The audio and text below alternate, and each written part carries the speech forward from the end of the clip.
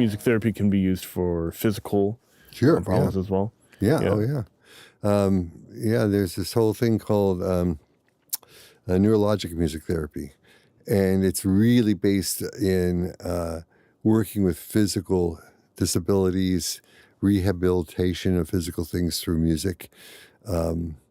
There's also, I've worked with people with strokes who've lost their speech, but they can sing. Okay.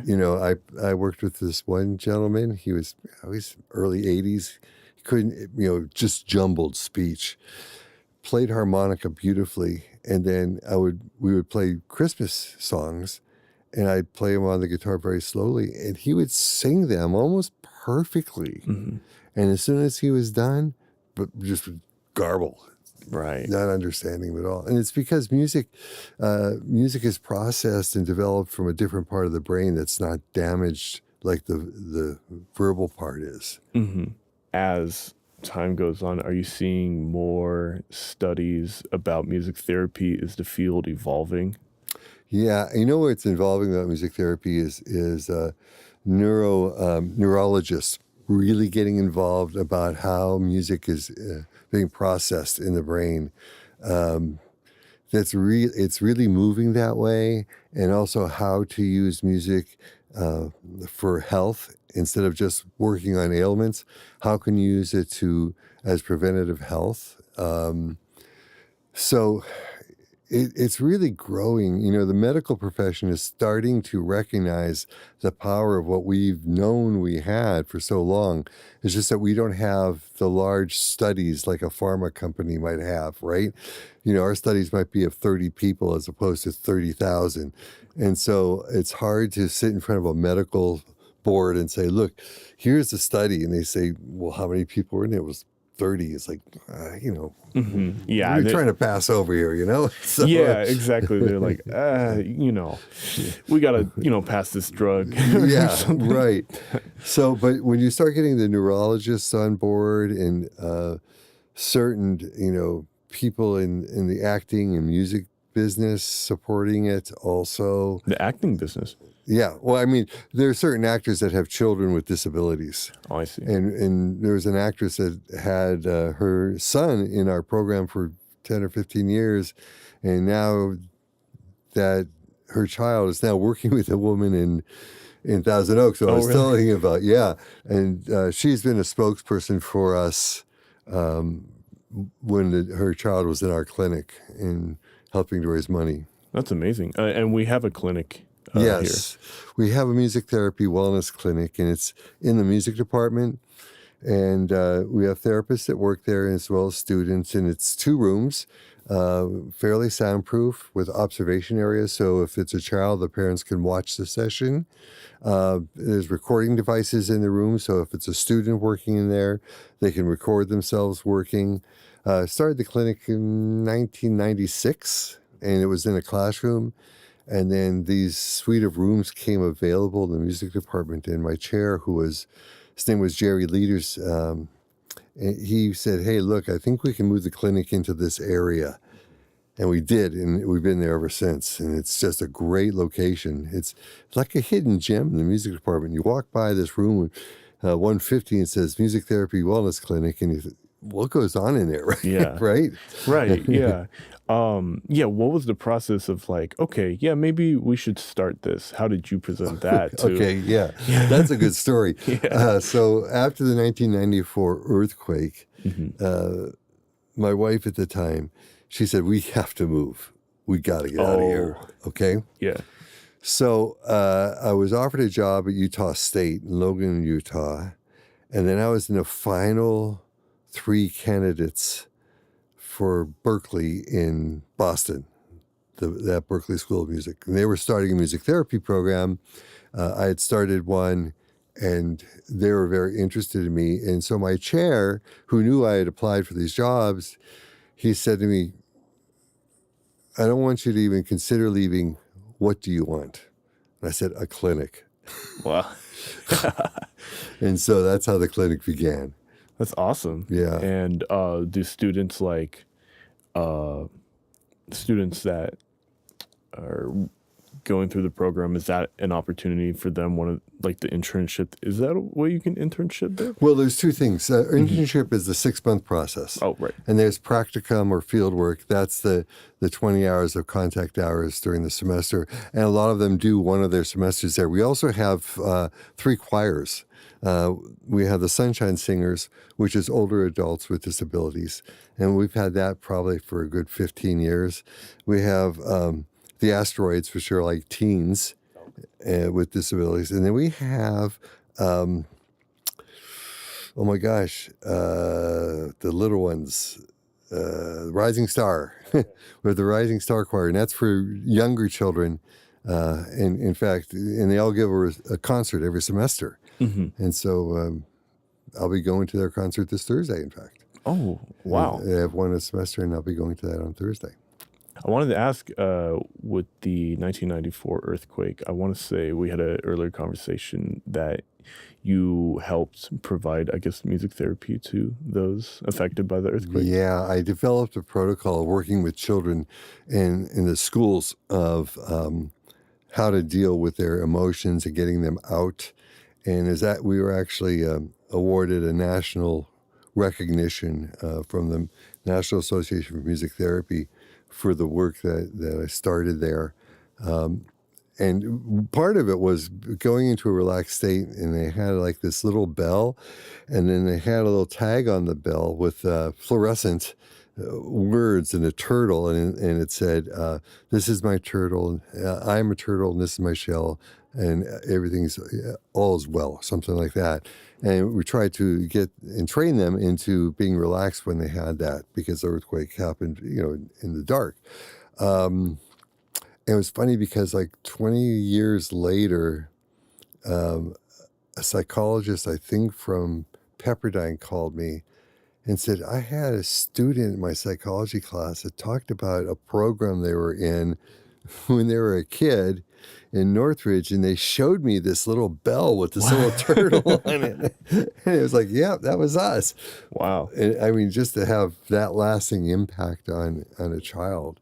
But yeah, that's, and then after that, I developed this whole protocol for trauma. Then I went to Oklahoma City and worked with therapists there that I was really into helping helpers, because they had nowhere to really go. You're talking about the Oklahoma City bombing, right? And then Columbine. Oh, okay. Went there also. I did some work. We had a drumming memorial service after 9/11 out on the front lawn in front of the music department, where everyone got a name of someone from California that had perished in those attacks, and it taught them all the rhythm of the name, and so that they played the rhythm of the name, so the name had life, and told them to find out more about that person. And I actually have my paper still framed of the person that I was given, and then helped a little bit after 9/11 with some New York therapists that I worked with.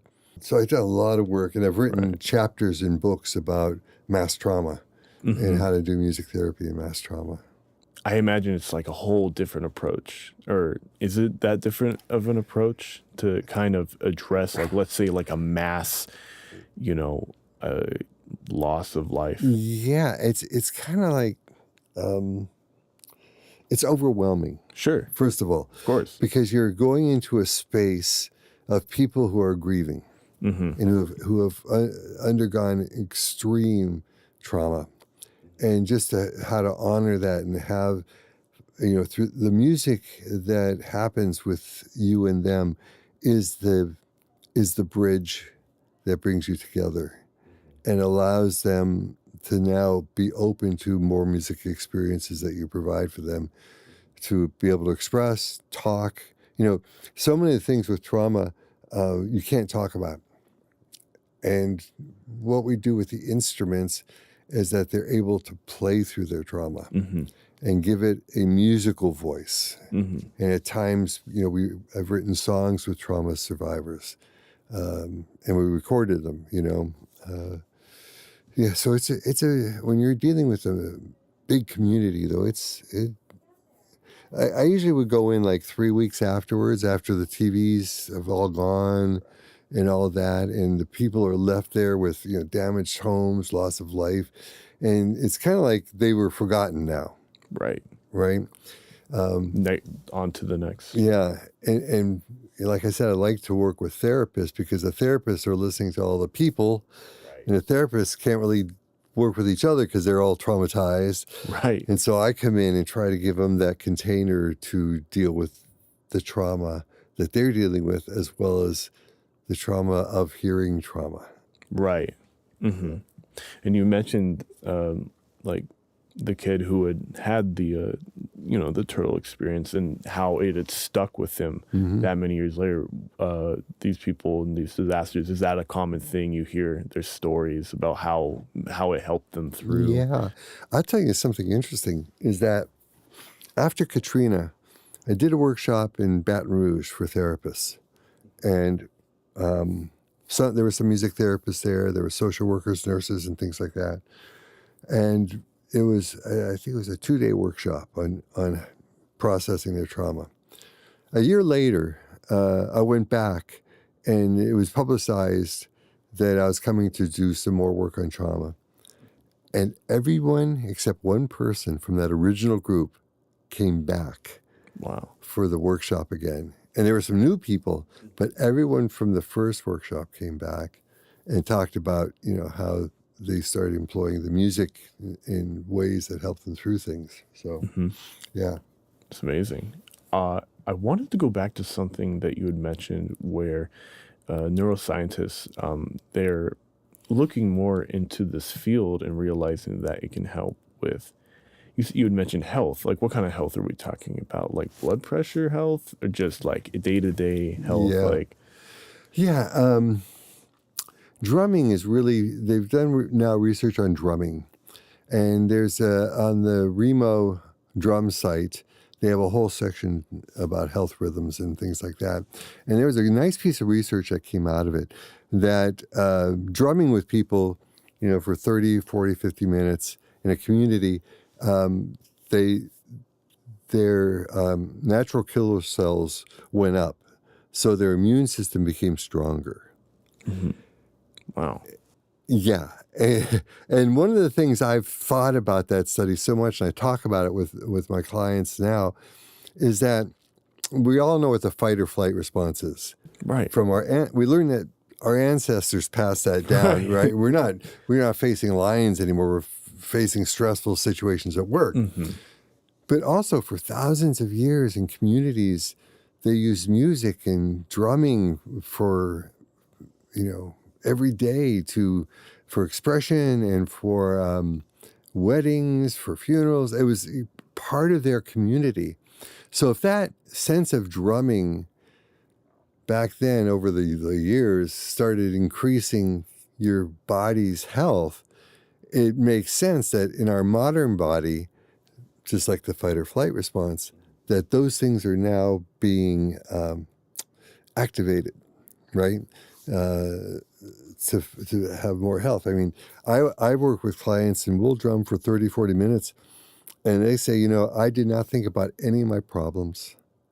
So it was a release from that stress, I feel better, and so this sense of health is coming through the music. I've used music, I guess it's not really for health, but it's kind of like that where I've created music for when people come out of surgery. Mm-hmm.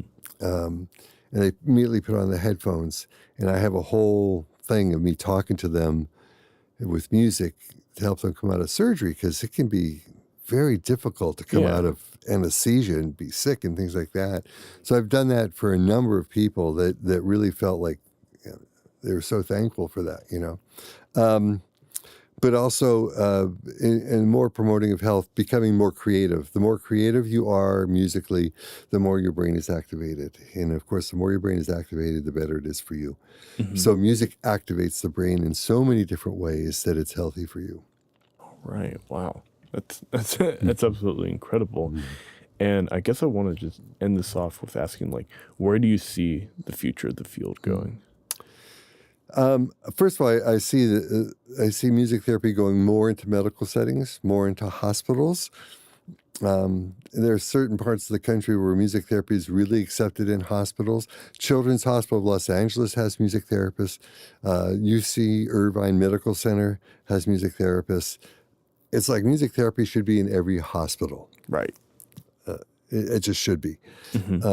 So I see more of that happening. I think the more we understand how music is processed in the brain, the more we'll understand how to utilize it as therapists. The more we get the neurologists and the doctors on board with how powerful what we have is, it's going to go forward. So I really think the area of medicine is going to be the future for music therapy, more than anything else. Do you think the program here is going to kind of, I suppose, modify and evolve with it? I mean, the program here, you have to remember it's a bachelor's program, and so you don't really specialize in an area like you would in a master's program. But they're trained to do that. There are hospitals that we go into with other music therapists down in Long Beach, and also we have interns at Children's Hospital of Los Angeles. So they're trained to do that. They study it. And there's not that much opportunity to actually do it in their field work because we've lost certain hospitals and things like that. But and plus, YouTube is amazing with watching music therapy on YouTube and what it can do. So, yeah, it's looking great. Yeah. Well, thank you, Ron, for spending the time to talk with me about music therapy, and then of course your experiences here with the program. I've been talking about it since 1984 here. And it's always a treat to try to educate the public on the power of music and what we do at Northridge. Well, thank you so much for spending the time to teach us. You're welcome. You can watch episodes of CSUN Conversation on YouTube, and where you can find them at the CSUN Conversations page. It is also available anywhere you can listen to podcasts like Spotify and Apple Music. Thank you for watching.